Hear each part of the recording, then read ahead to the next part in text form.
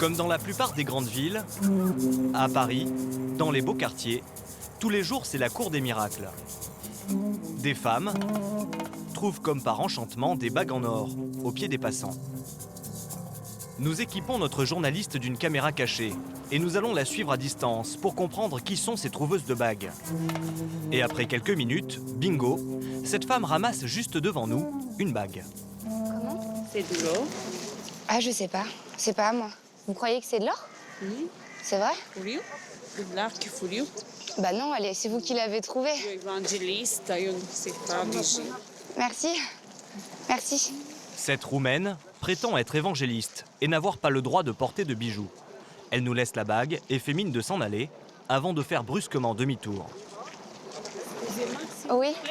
C'est possible de s'en bijoux pour là. Vous voulez de l'argent contre la bague? J'ai 10 €. Tenez. Merci. Au revoir.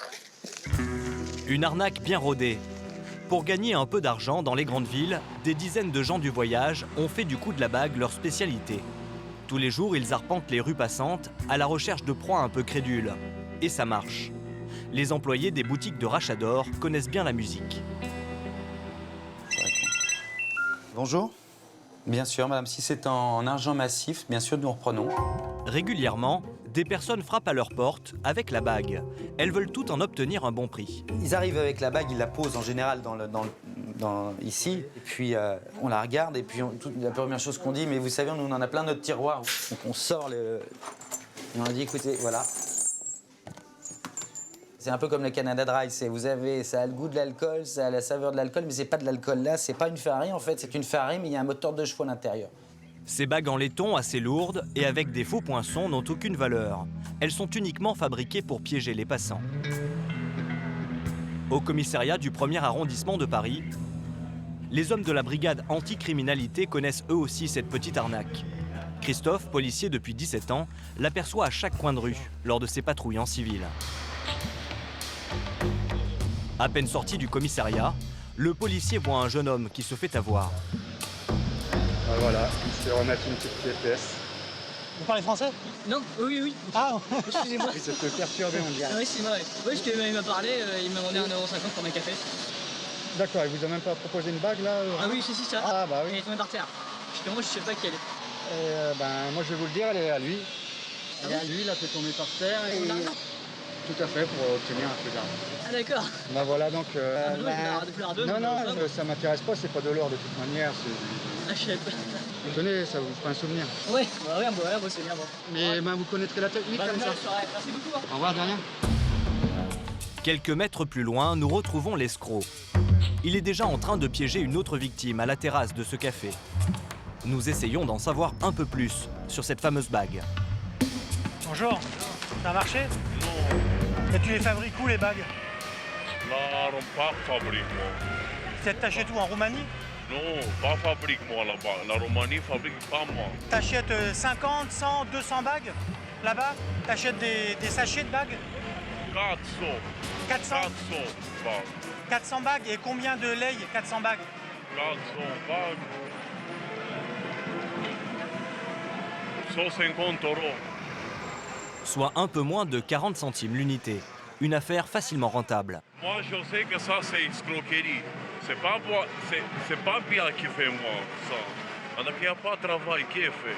Voler, non. Moi, pas. Voilà, au moins c'est bien, tu voles pas. C'est déjà ça. Selon nos estimations, ces petits escrocs gagnent parfois plus de 1 500 € par mois. C'est de l'embrouille, de la ruse, de la détourne, et puis un tour passe-passe, ils arrivent. Les bagueurs ne sont plus arrêtés. L'escroquerie est trop petite. Les policiers du 1er arrondissement se concentrent sur des arnaques plus importantes, les vols en bande organisée, les vols avec ruse ou encore les fausses pétitions. Dans les grandes villes, en banlieue ou dans les petits villages de nos campagnes, des délinquants utilisent la ruse pour se faire beaucoup d'argent. Faux papiers, déguisements, matériel high-tech. Ils ne reculent devant rien pour dépouiller leurs victimes.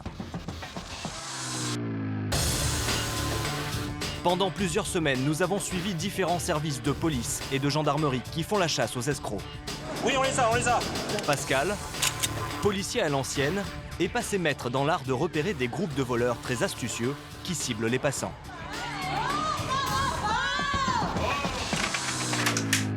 La Sûreté territoriale du Val-de-Marne cherche à remonter la piste d'un as de la fraude aux multiples identités. On a bien fait de péter la porte. Mais à l'heure des nouvelles technologies, les escroqueries se retrouvent sur Internet. À Toulouse, les gendarmes de la section de recherche Il a du Nord-Rivière que j'écoute. enquêtent depuis des mois sur un réseau de hackers qui achètent sur la toile des numéros de cartes bancaires volés. Le réseau qu'on a découvert relève de plus de 6 millions d'euros. Mais les arnaques peuvent aussi frapper à votre porte. Bonjour monsieur, vous allez bien? Nous avons infiltré une société aux pratiques étonnantes, où les primes se jouent aux fléchettes. Ces vendeurs sont prêts à tout pour se débarrasser de leurs coûteuses marchandises. On est chez les gens, il n'y a plus de pitié quoi. Qui sont ces rois de l'arnaque? Vous êtes un escroc monsieur. Manipulation, réseau pirate, escroquerie en bande organisée, plongé au cœur d'un monde sans scrupules, où les victimes se comptent par milliers. Pour ma fille, elle n'aura pas de Noël. Brigade anticriminalité du 1er arrondissement de Paris. Je vais récupérer mon arme, s'il te plaît. Pascal, policier depuis plus de 20 ans à la BAC, part à la chasse aux escrocs en bande organisée. C'est utile d'être armé à la BAC? Il y a des fois, on ne sait pas sur quoi on va tomber. On peut très bien tomber sur un vol à la tire, comme un braquage en cours. Mais avant d'aller sur le terrain, le policier soigne particulièrement son apparence. Sac à dos, pour faire touriste? Pour faire le touriste. Enfin, essayer de faire le touriste. C'est... Des fois, ça marche. Hier, ça a marché. On va voir si ça va marcher aujourd'hui. Grâce à ce look de parfait touriste, Pascal prend chaque mois une quinzaine d'escrocs en flagrant délit. Tous les jours, Pascal marche une vingtaine de kilomètres dans son secteur et il repasse souvent aux mêmes endroits. Alors pour éviter d'être démasqué, il patrouille seul et il change plusieurs fois de vêtements. Technique aussi de changer un peu d'apparence. Voilà, ouais. Ça permet de noyer le poisson. Direction le Palais Royal. Devant la bouche de métro, Pascal repère un groupe d'arnaqueurs. On a 2 pétitionnaires, 3 même. On va s'approcher, il y en a une qui a réussi à avoir une potentielle victime. Les pétitionnaires, des petits groupes de gens du voyage qui demandent une signature et de l'argent pour de fausses associations. Généralement, à l'arrivée des policiers, ils prennent la fuite. Mais Pascal passe incognito. Non. Non. Bye bye. Bon, en fin de compte, ils font signer une pétition pour une association de sourds et muets. Et ils récoltent l'argent. Et malheureusement, l'argent ne va pas aux personnes qui sont handicapées. Donc là, qu'est-ce que tu fais là? Tu es détruit? Destruction. Destruction. Mais bon, elles ont déjà les copies qui sont rangées déjà dans un coin. Et là, on risque de les retrouver bientôt ici? Ah ben demain, elles sont là. Hein. Même peut-être tout à l'heure. Donc on refera la même chose. On refera la même chose. Pascal se contente de chasser le groupe. Il mène contre eux une guerre d'usure. Voilà. Car il a d'autres priorités. Les bandes de voleurs qui détroussent les touristes grâce à la ruse. Pour les interpeller, le policier doit les prendre en flagrant délit. Et c'est ce qui va se passer. Métro Opéra, Pascal aperçoit 3 individus suspects. Il y en a 2 qui sont dans la file d'attente et le 3e il est côté portique, ouverture des portes, il est en train de faire le chouf. Le chouf, c'est cet homme à la chemise bleue. Son rôle, guetter l'arrivée des policiers et prévenir ses 2 complices occupés à chercher une proie. Pascal n'est pas repéré, habillé en touriste et placé dans la file d'attente du distributeur de tickets de transport. Il a un point de vue idéal. Ah ouais, ça cherche, ils sont juste là. Et ils bossent comme des bouchers. Hein. C'est le plus gros, le plus costaud. Il a un appareil photo en bandoulière, donc ça fait vraiment touriste. Les 3 malfaiteurs ont la même technique que le policier. Pour ne pas attirer l'attention, ils sont eux aussi déguisés en touristes. Ouais. Hop là, ils ont vu une victime. La femme avec son sac là. Pantalon blanc. Voilà, ça suit. Finalement, ils prennent en chasse un homme avec un sac à dos. Là, ils ont réussi là. Le policier les voit voler son portefeuille. Et là, il faut du monde là. Pour l'interpellation, Pascal appelle du renfort. Les 3 individus se sont déjà débarrassés discrètement du portefeuille la pièce à conviction. J'ai 3 tireurs qui ont bossé dans le métro, ils sont en train de dépouiller. Et je suis tout seul. Coup de chance, Pascal voit un collègue sur le trottoir d'en face. Ouais, je suis avec Mikey, c'est bon. Mikey, faut les bouffer,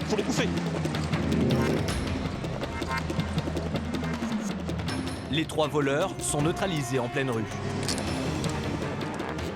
Mais l'un d'entre eux tente de prendre la fuite.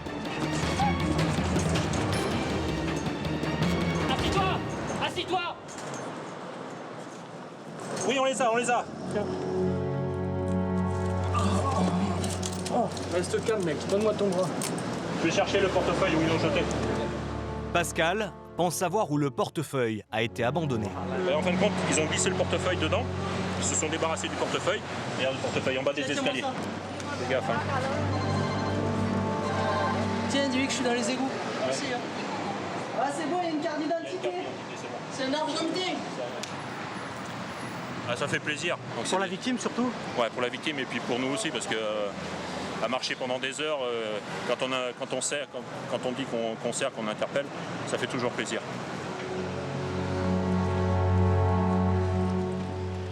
Les 3 voleurs vont être entendus par un officier de police judiciaire. Pascal, lui, fait une étonnante découverte. C'est les premiers que je vois avec un appareil factice. C'est les premiers que je vois. Donc ça veut dire qu'ils se mettent à la page. Les policiers retrouveront également dans la sacoche d'un des voleurs l'argent de la victime. 50, 100, 120, 140, 150, 160, 170, 180, 190, 200, 210. Vendu. C'est beaucoup? 210. C'est une petite tire. Tous les jours, vous faites des vols? Tout le temps. C'est ton métier? Ouais, c'est ma vie. Les 3 individus seront déférés dès le lendemain devant un juge. Ils risquent 5 ans de prison et 75 000 € d'amende. Si beaucoup d'escrocs ont choisi d'opérer en pleine rue, d'autres préfèrent agir sur Internet. Les hommes de la brigade de la Sûreté territoriale du Val-de-Marne s'apprêtent à démanteler un réseau d'escrocs à la carte bancaire. Ils utilisent des numéros de cartes volées à des particuliers pour acheter de la marchandise sur la toile. Yannick dirige l'opération. Dès que vous êtes équipé, dès que vous êtes prêt, on fait un nouveau petit briefing pour la répartition des rôles et comment va se dérouler l'opération. Sharpie, on y va? Donc Mika et puis Mag, vous infiltrerez derrière, très discrètement. Donc il y a une télé, grand écran à livrer, il y a un home cinéma et on a aussi un sèche-linge. Ok? Allez, c'est parti. Leur cible du jour, une femme qui a utilisé des données bancaires volées pour commander du matériel high-tech d'une valeur de plusieurs milliers d'euros. Les policiers ont été alertés par une société de lutte contre la fraude en ligne. C'est ce matin que la suspecte doit recevoir ses colis. Là, on va couvrir une livraison d'un prestataire afin d'interpeller la personne en flagrant délit d'escroquerie. Le livreur est au courant de l'opération. Les policiers attendront discrètement la fin de la livraison pour intervenir. Et pour tout observer, ils ont prévu une camionnette très spéciale. Donc là, on va monter dans notre sous-marin, qui est un véhicule qu'on va positionner juste en bas du bâtiment objectif. Donc on va se mettre à l'intérieur. C'est un peu l'équivalent d'un cheval de Troie pour avoir un maximum d'effet de surprise. Vas-y, démarre, Mika!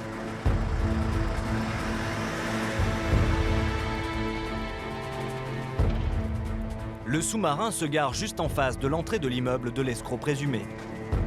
Un autre véhicule banalisé est en soutien, stationné discrètement à l'arrière du bâtiment.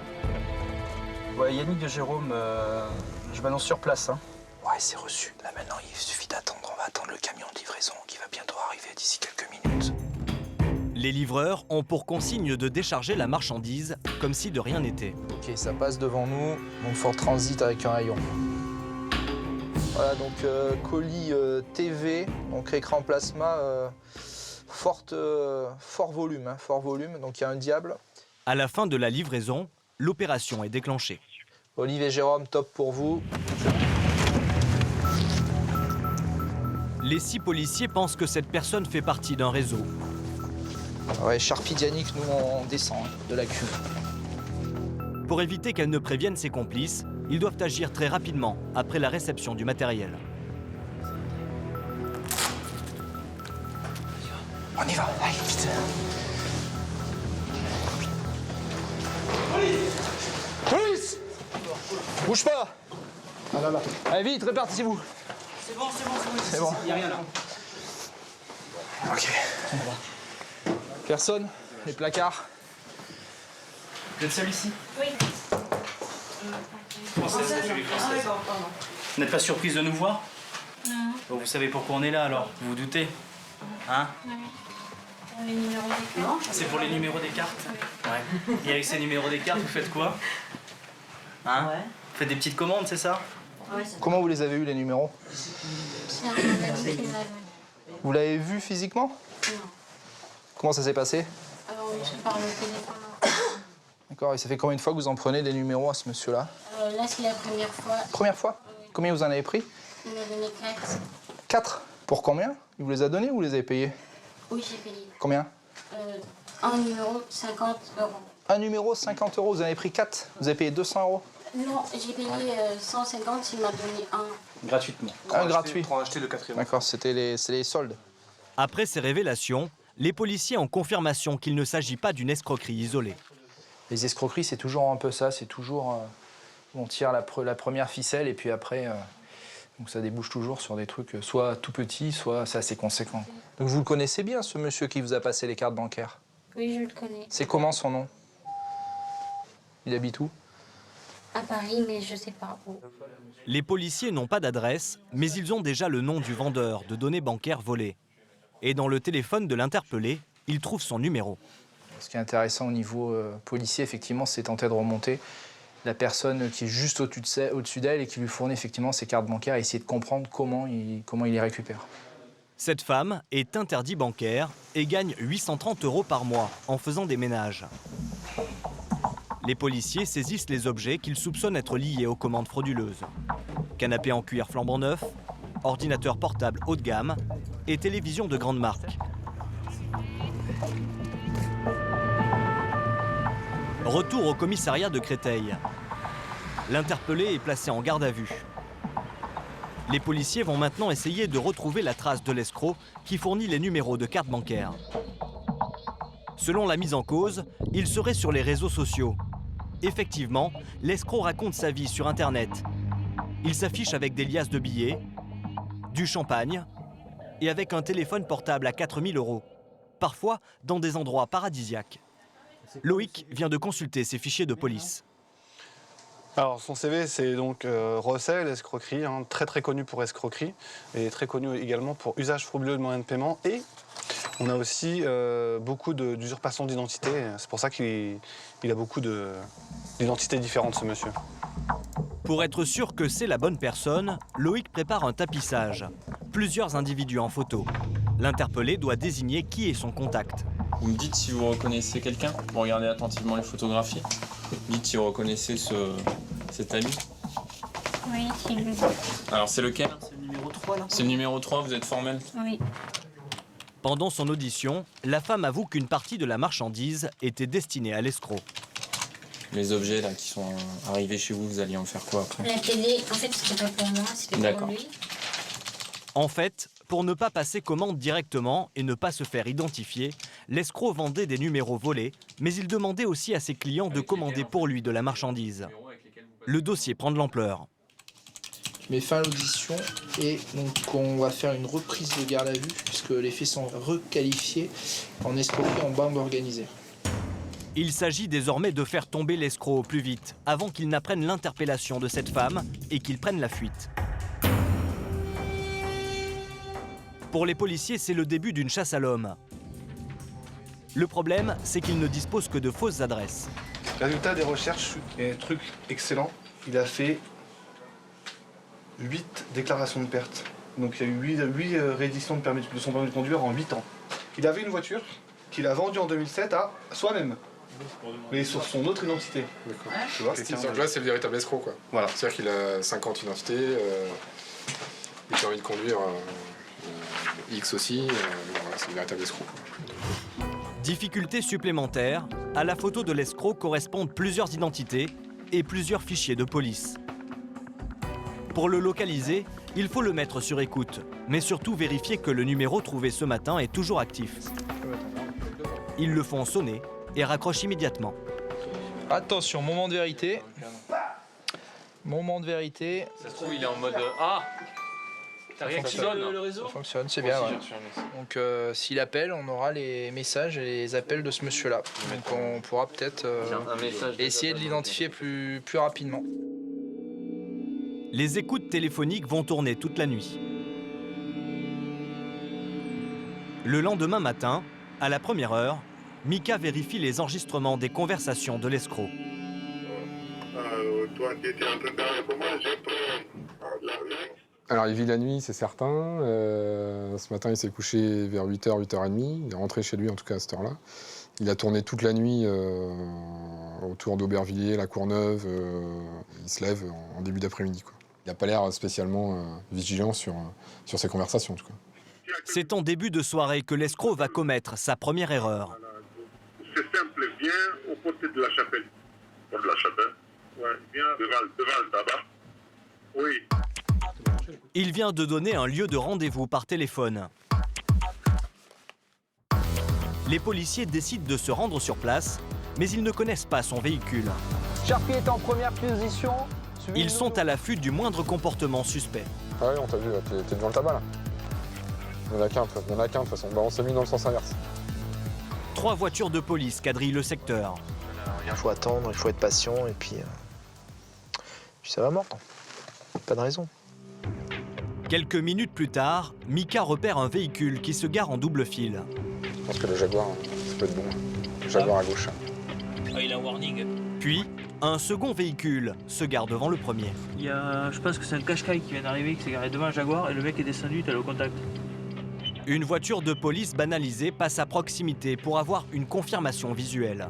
Effectivement, le conducteur du deuxième véhicule est bien l'homme recherché. C'est lui là, c'est lui. Pour savoir où l'escroc habite, les policiers le prennent en filature. Il est au volant de ce 4x4 gris. On l'a juste à vue devant nous. À son domicile, Mika et Yannick espèrent trouver des preuves des vols de numéros de carte bancaire et des informations sur son business crapuleux. Ouais, toujours fil de droite et ça roule. Fil de droite, porte de la Villette, ça roule tout droit. La poursuite va durer plusieurs heures. Quand soudain, l'escroc fait une marche arrière suspecte. Marche arrière, c'est un bon, on l'a vu, mais c'est un peu bizarre ce qu'il est en train de faire. Hein. Les policiers craignent d'avoir été démasqués. On va lâcher le véhicule, hein. Donc on lâche la filoche et on rentre au service, hein. C'est reçu? Ce soir, ils ne prennent aucun risque.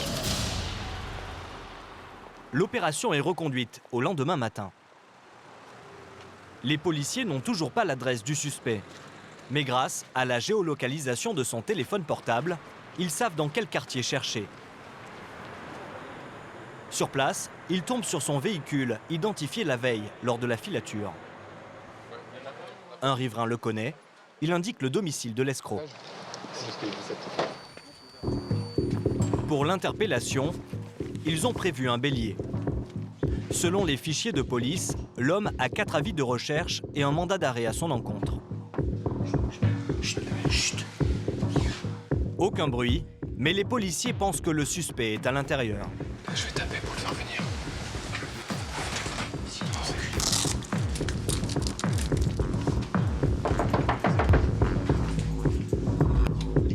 Ça pue. Je peux pas y lâcher sous pousser, Mika. Mika, je vais y aller. Vas-y. Attention. Police! Police! Là! Touche-le! À terre! C'est bien. Là-bas, les filles, les autres, collègues, passe. Ta main dans le dos! Ta main, Laisse-toi faire. Vis-le. Tais-toi. La police, c'est la police. Ton bras! C'est la police, bouge pas. Ton bras! Donne ton bras, donne-le. Donne ton bras. Comment tu t'appelles? C'est des questions, d'accord? Ton nom, c'est quoi? quoi ton nom? Oh. L'homme garde le silence. C'est quoi ton nom? Comme beaucoup d'escrocs, il refuse de donner son identité. Donc je viens d'aviser le juge, on notifie sa garde à vue, les droits. Monsieur, vous allez me regarder. D'accord? Vous allez assumer un peu ce que vous faites. Vous êtes placé en garde à vue pour les motifs d'escroquerie en bonne organisée, tentative d'escroquerie en bonne organisée, recel de faux documents administratifs, recel de fonds en écriture privée, vol, faux usage de fonds en écriture privée. Vous voulez qu'on en rajoute après derrière? Vous êtes un escroc, monsieur. Ça vous emmerde, hein? Ça vous emmerde hein, quand vous escroquez. Ça vous emmerde. Bah ouais, quand on fait des escroqueries depuis des années. Hein. Alors, les policiers débutent la perquisition. Ils veulent connaître la véritable identité de l'escroc, car il a été arrêté plusieurs fois avec des noms différents. Dans ce classeur, ils mettent la main sur une dizaine de documents officiels. Mais lequel est le bon? Je sais pas. C'est quoi? C'est votre frère jumeau encore? Peut-être. Il y a peu de doute, regardez-moi, monsieur. Regardez-moi. Ah, c'est vrai, il y a peu de doute quand même. Ouais, c'est pas mal, non? Ça me passe. Alors je sais plus où je suis moi du coup. Ah, voilà. Avec un beau visage, joli visage gabonais.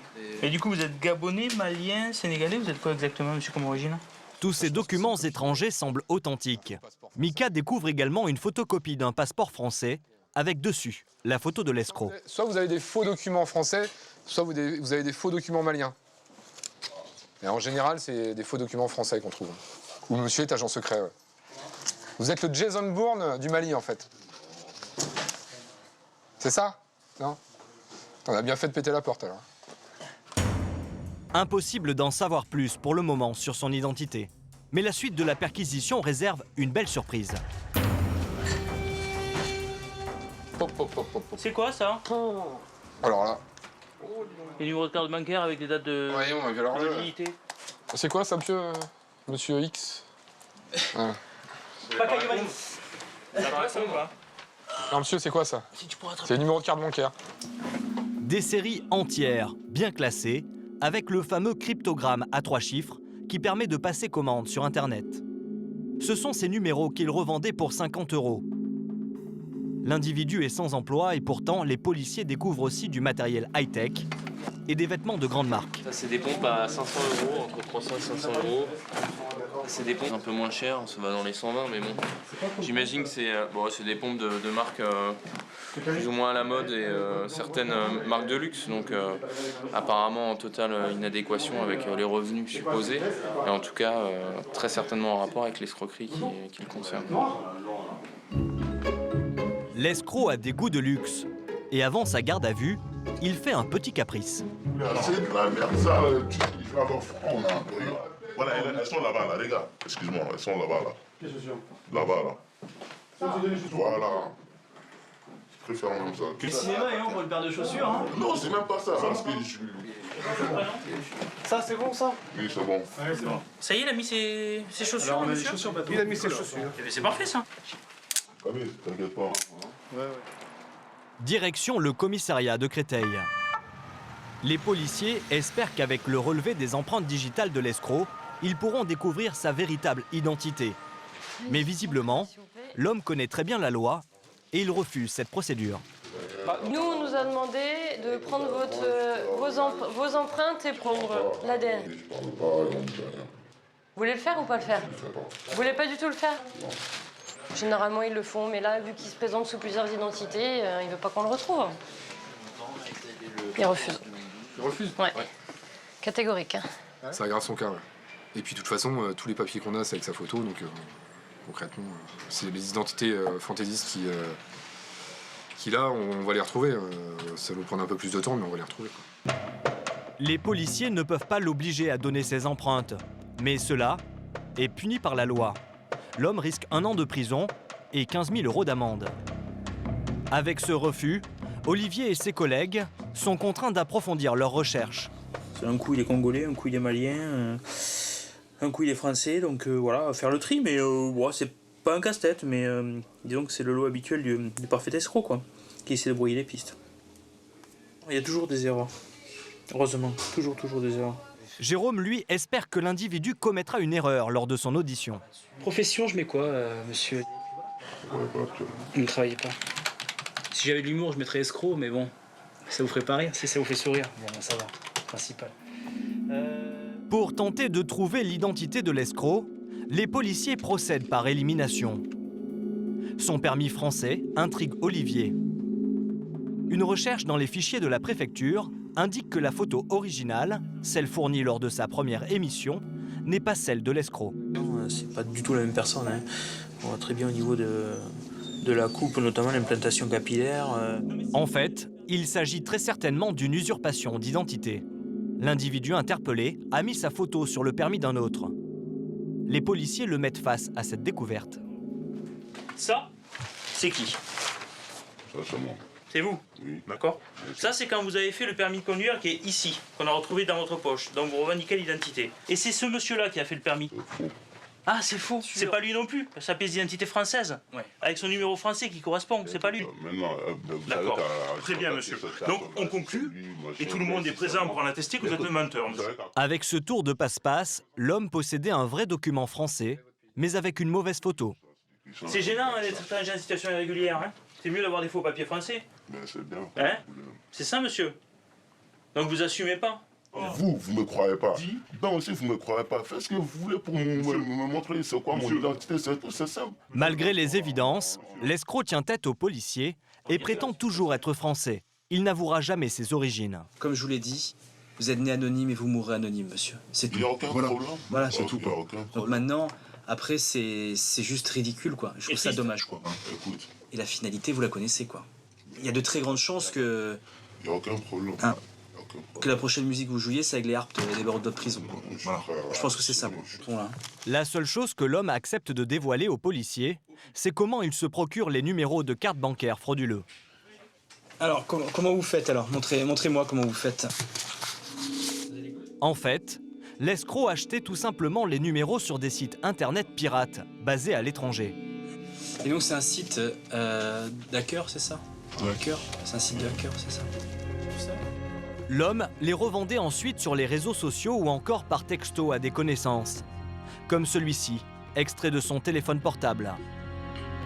L'individu sera placé en détention provisoire. Il risque jusqu'à 10 ans de prison et 1 million d'euros d'amende pour escroquerie en bande organisée.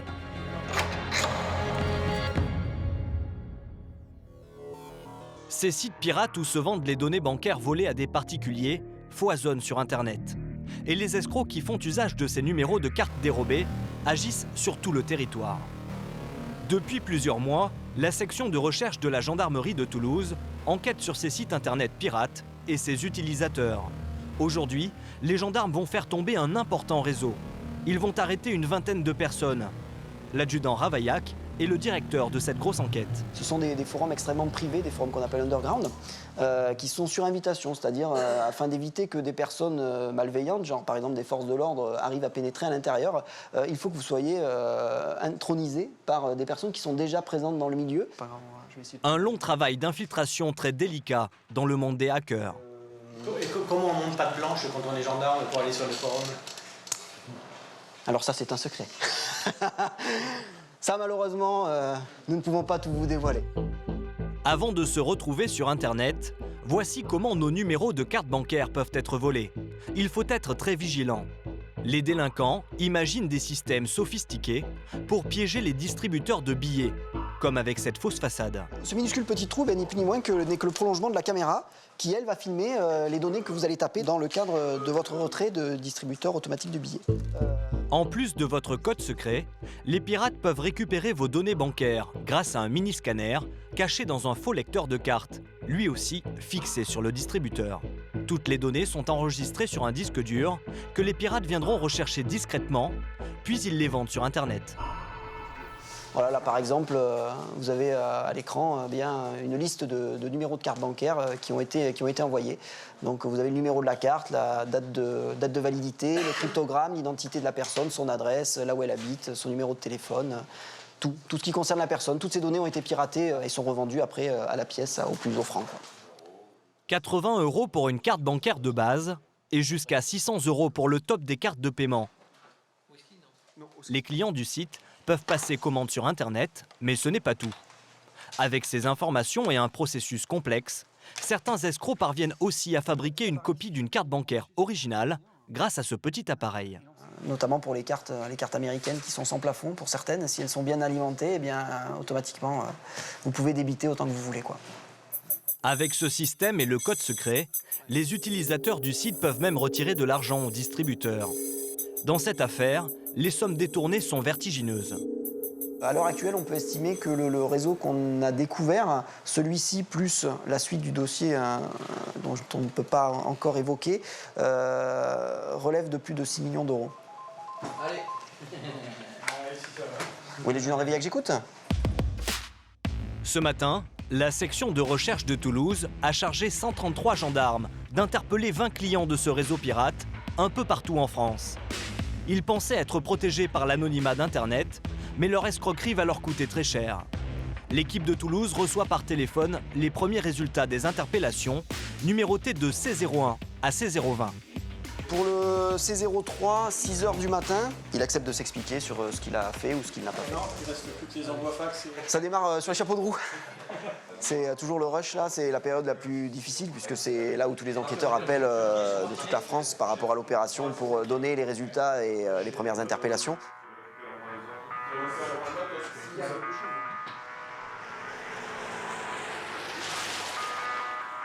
À Lille, un groupe de gendarmes se prépare à interpeller l'objectif C06. L'individu vit dans un immeuble modeste en banlieue.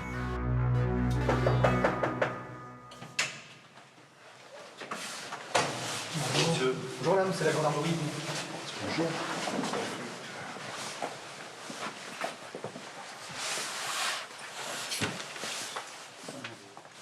C'est qui? Vas-y, tu te lèves, s'il te plaît. C'est la gendarmerie, la section recherche. On va t'expliquer pourquoi on est là. C'est quoi, c'est ton frère là? Ouais. Bon, tu mets une robe de chambre, on va sortir dans le. Est-ce que tu as un ordinateur ici à toi?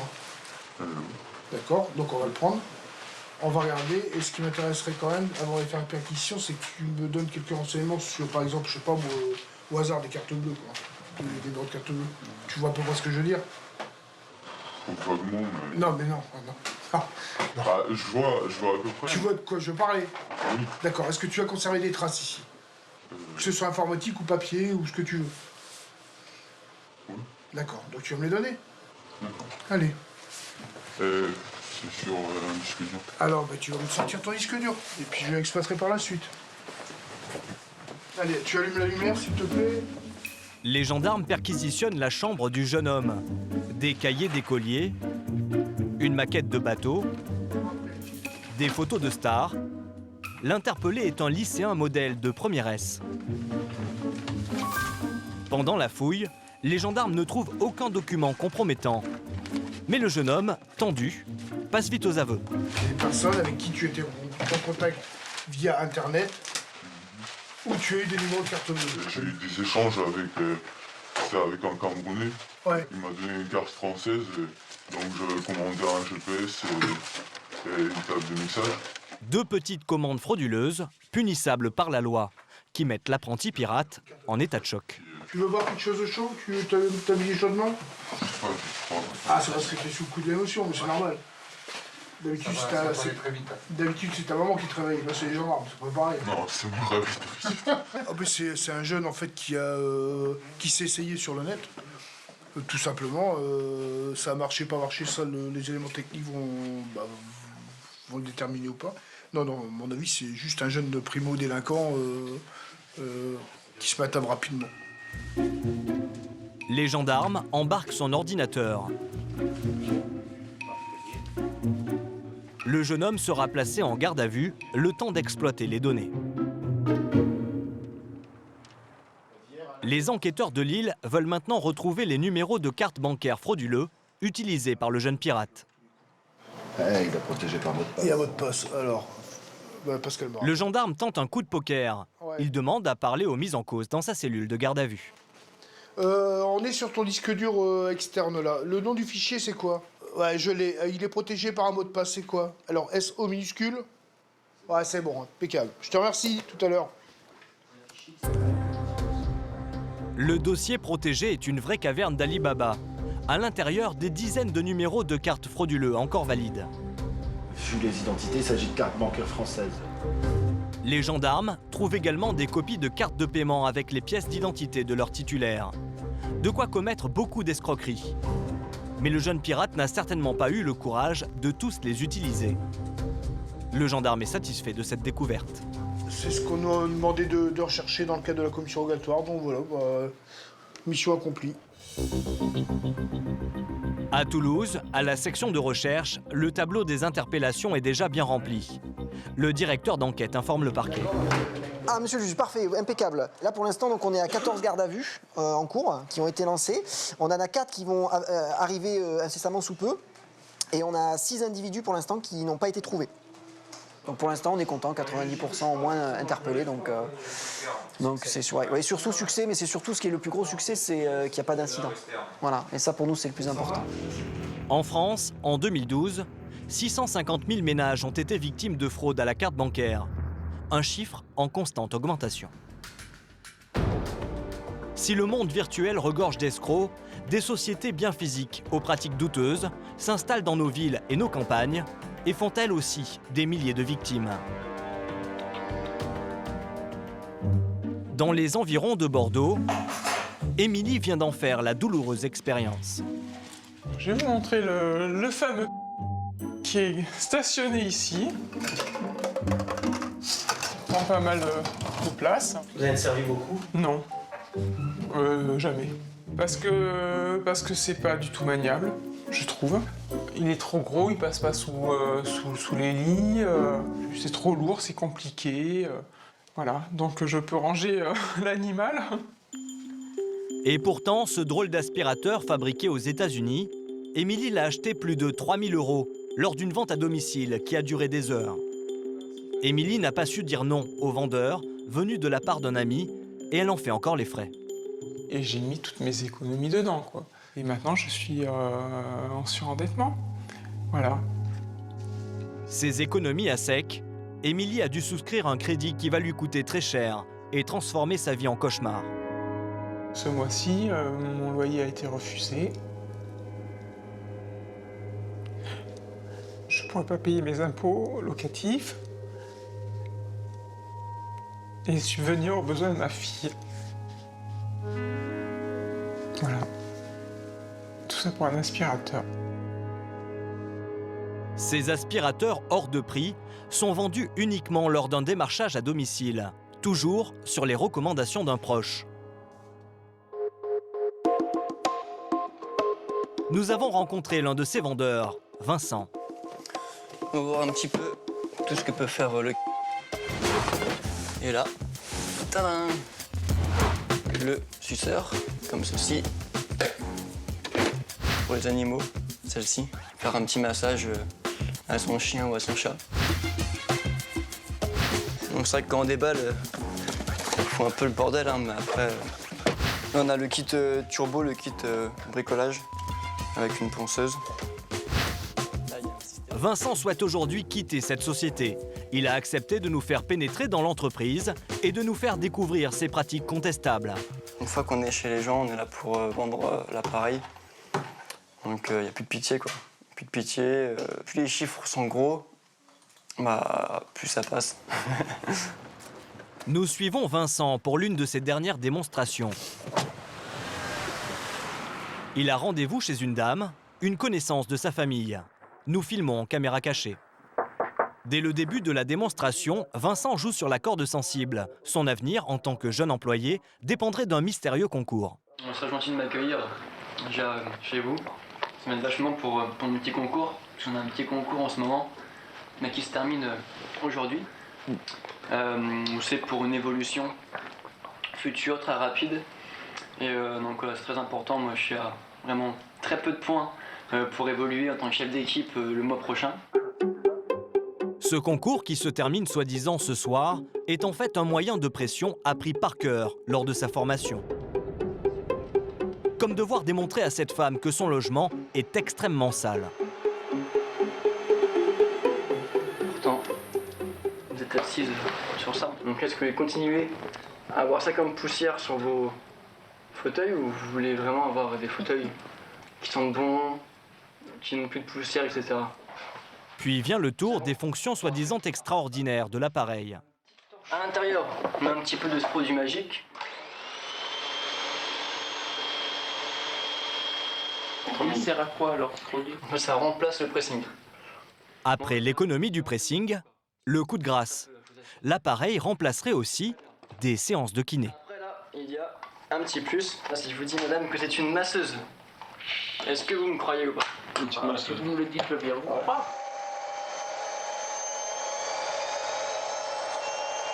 Il faut savoir que c'est idéal pour reposer un muscle, et ça fluidifie le sang. Et juste avant la fin de la démonstration, Vincent a une mission capitale, récupérer les noms des amis de cette dame. Donc sur une liste de 15 noms minimum, vous gagnez un petit cadeau. Donc il faut que j'ai un maximum de noms pour continuer à faire mon boulot, quoi. Et pendant qu'elle épluche son carnet d'adresses, le vendeur fait mine de nettoyer. Allez-y madame, allez, plus que 4 ou 5. Ses contacts, Vincent pourra les appeler de la part de la dame. Ils seront en toute confiance pour assister à une future démonstration. Vincent passe maintenant aux choses sérieuses. Si le devait être commercialisé, il coûterait entre 4500 voire 5000 euros. Mais non, là pour le moment, c'est vraiment pas possible. Donc c'est juste une question d'argent, quoi. Ah oui, oui. C'est une autre solution où là c'est 72 abonnements de 64 euros seulement. Cette solution correspond à 2 euros par jour. Soit un crédit sur 6 ans et un coût total de 4 608 euros. La dame n'est pas convaincue.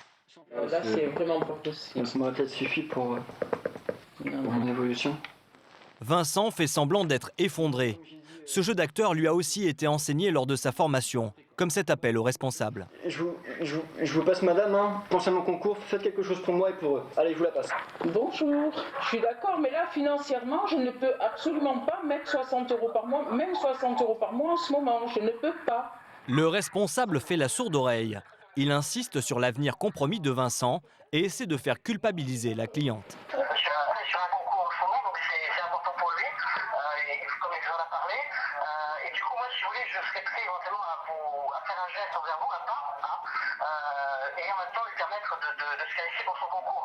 Cette cliente n'a finalement pas cédé.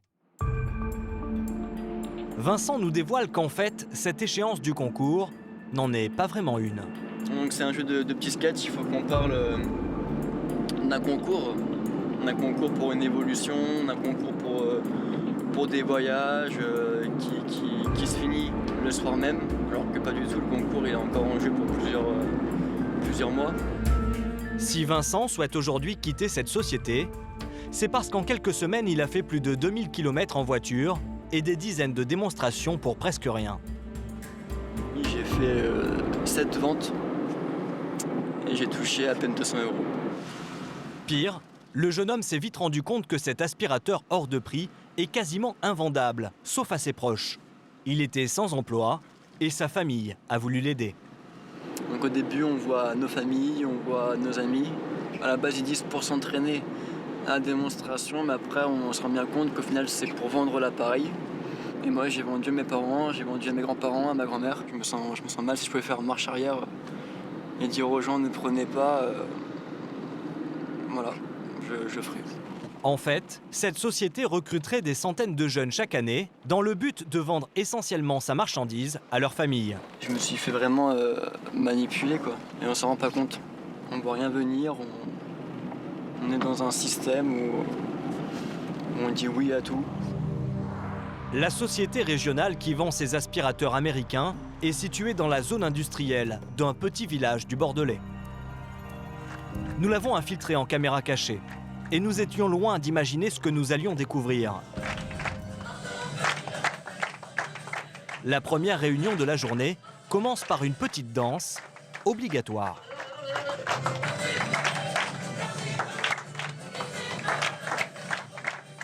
Puis, on sonne la cloche pour féliciter les vendeurs.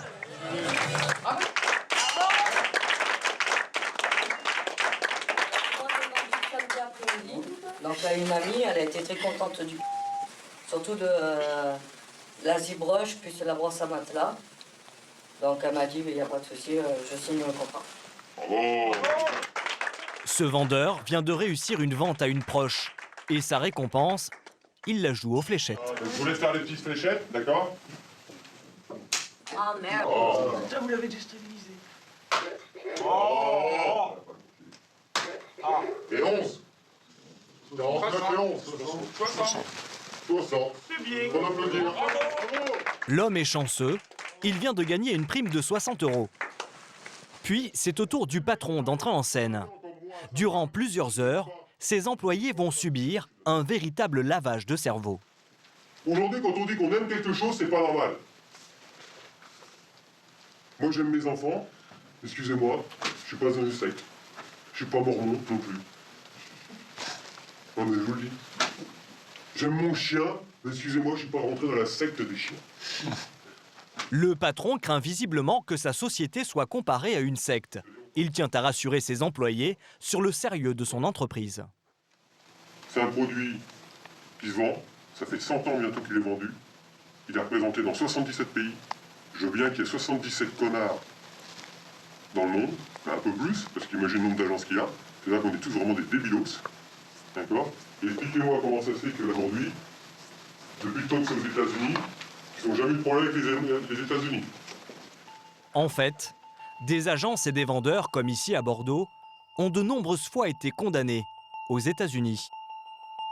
Par exemple, à Washington, où un vendeur a dû dédommager 19 victimes, toutes des personnes âgées. Il y a aussi une agence du Connecticut qui a dû verser une amende de 25 000 $ pour des méthodes de vente trop agressives. En France, il n'y a pour l'instant pas eu de condamnation. Dans une salle voisine, un groupe de jeunes recrues est en pleine formation. Nous avons infiltré une journaliste équipée d'une caméra cachée. Top, top. Voilà. Et voilà. Ok, et puis après, on chante. Pendant des heures et des heures, les futurs vendeurs doivent apprendre par cœur comment présenter l'appareil lors des démonstrations. Tout au long des 5 jours que dure la formation, les responsables de la société assomment les jeunes recrues de méthodes choc pour vendre. Bien, créer l'urgence sur la santé, sur l'hygiène de la maison, propreté. Bon, si c'est pas urgent, ils vont pas dépenser d'argent. Si ça devient urgent, ils vont dépenser d'argent. Mais ce n'est pas tout. Le formateur a une autre astuce. Mais plus je suis barjot, plus les gens passent un bon moment, plus ils me trouvent sympathique et plus ils ont envie d'acheter l'appareil. Les responsables ne perdent jamais le nord. Dès le 2e jour, ils demandent aux apprentis vendeurs de remplir une petite liste. Je vous ai préparé un petit planning, qu'on puisse commencer tranquillement à appeler notre famille, nos proches, nos amis. Pour les premiers clients? Pour les premiers clients, c'est ta famille. L'intention est claire. Et pour motiver ces jeunes à vendre à leurs proches, le patron vient une nouvelle fois mettre la pression. Il leur propose maintenant un contrat en or. C'est parce que les gens que je recherche aujourd'hui, ce sont des gens vraiment que je veux mettre en place avec des postes à responsabilité. Et je sais que j'ai tout un secteur où j'aurai des propositions d'évolution de poste, mais très rapides à certaines personnes. Et ceux qui voudront continuer, me diront voilà, on continue, et moi j'en recevrai dans mon bureau un par un. Et si c'est OK, c'est une demande d'attaque avec un CDI. Nous nous sommes procuré une copie de ce CDI proposé par le patron. En fait, il s'agit d'un simple contrat de vendeur à domicile indépendant, sans aucune garantie d'emploi. Quant aux fiches de paye, il n'y en a pas. À la place, seulement un bulletin de commission. Un mensonge généralisé dans les dizaines d'agences vendant cet aspirateur en France. Toutes recrutent de la même manière, en postant sur Internet de fausses annonces de vendeurs-livreurs, proposant un CDI et une évolution rapide. Pour noyer le poisson, les patrons des différentes agences font aussi miroiter à leurs futurs vendeurs une avalanche de cadeaux. On a 3 voyages à gagner par an. Là, c'est Marrakech, il y a un GPS et un appareil photo numérique. Le patron insiste même sur son extrême générosité. C'est pour ça que je fais beaucoup de chiffre d'affaires et très peu de bénéfices. Parce que je donne beaucoup. Cet argent qui tombe du ciel, Vincent n'en a pas vu la couleur, comme de nombreux anciens vendeurs que nous avons rencontrés. Aujourd'hui, le jeune homme va jeter l'éponge. Il ne veut plus subir les pratiques de cette société, ni sa pression quotidienne. Des dizaines de textos envoyés par son responsable, même le week-end. Donc un message du 15 novembre à 9h18. C'est allez les gens, on se donne à fond aujourd'hui. On se motive à s'avancer dans son mode 15 pour partir à Marrakech. Qui veut bouger son cul en vacances avec son patron? Qui veut d'évoluer? Qui manque la cuine aujourd'hui? Allez go les amis, je compte sur vous. Rien ne peut vous arrêter. Donc ça c'est un petit message au réveil qui motive en permanence, tous les jours. Des messages comme ça. Vincent était endoctriné. C'est sa petite amie qui lui a ouvert les yeux. Je lui demandais assez souvent quand est-ce que t'es payé, quand est-ce que t'es payé, faut pas que tu te fasses avoir. Et inconsciemment, je pense qu'il le savait, qu'il était en train de tomber dans le piège. La réalité, c'est qu'aujourd'hui, Vincent n'a plus un sou sur son compte. Malgré ses difficultés financières, Vincent tient à annuler la vente faite à sa grand-mère. Allô, Paponne? Bonjour mon chéri, comment vas-tu? J'ai récupéré ton chèque. Oui. Donc là, normalement, c'est bon, t'as pas de soucis à te faire par rapport à ça, et voilà. D'accord, bon, bah c'est bien gentil de m'avoir appelé. Naturellement. Mais pour les autres ventes faites à sa famille, il est déjà trop tard. Et voilà. Avant de quitter la société, Vincent compte bien récupérer ses commissions auprès de son ancien patron, soit un peu plus de 800 €. Ça fait un mois et demi que je suis là, j'ai touché à peine 200 €, j'ai dépensé Aujourd'hui, tu vas avoir 300 €. 5 fois plus. C'est ce qu'on va faire, on va te payer, on arrête là, d'accord? Ouais, non mais moi c'est ce que je veux. Moi c'est ce que je veux, je vais être payé entièrement aujourd'hui, tout ce qu'on me doit, et après je me casse. Et tu te casses. Devant la détermination de Vincent, son ancien patron finit par lui faire un chèque, mais il le pousse vers la sortie. J'ai plus de sous, d'accord, moi j'ai plus rien, j'ai plus d'argent, c'est ma thune, c'est ma thune. On me la doit, on me la doit. Tu peux un pigeon? Ouais, c'est bon, allez, casse-toi. Malgré son chèque de 800 €, cette expérience reste pour le jeune homme très difficile à digérer. On travaille pour de l'argent, je suis comme tout le monde. Et là je me rends compte que je me suis fait embobiner, mais c'est ce qu'il y a de plus dur à admettre, quoi.